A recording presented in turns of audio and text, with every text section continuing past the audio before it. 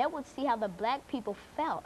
And so there's a lesson in terms of trying to work together and to work against separation and segregation.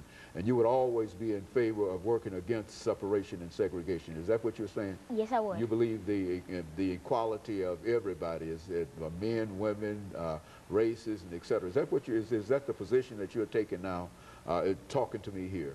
Yes, it is. Speak to that then. I mean, do you think that that's a godly kind of position, or that that's what God would have us to do? I think God would have. I think God is very proud of what all those people stood up for, like for Coretta Scott King, Rosa Parks, Sojourner Truth, Harriet Tubman, MLK, Malcolm X.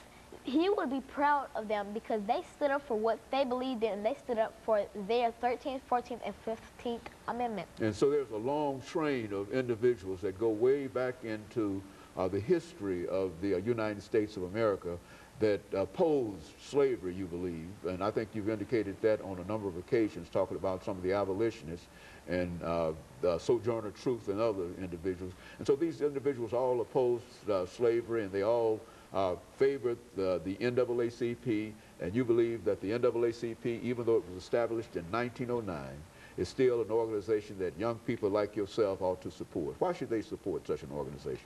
Because the NAACP wanted to give black people what they deserve, and they wanted to give them the rights that every black person dreamed of.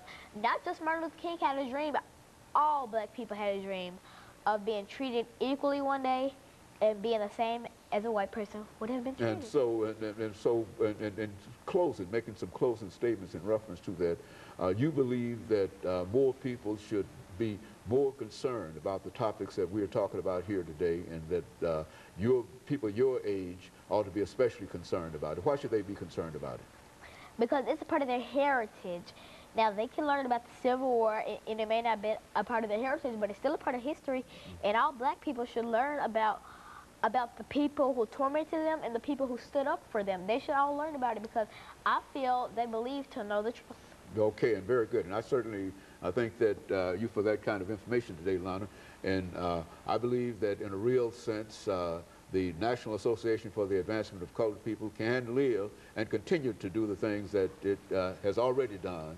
And I just want to thank you for bringing that information by. And I want to encourage our audience to tune in again next week for another informative edition of Comments. Thank you.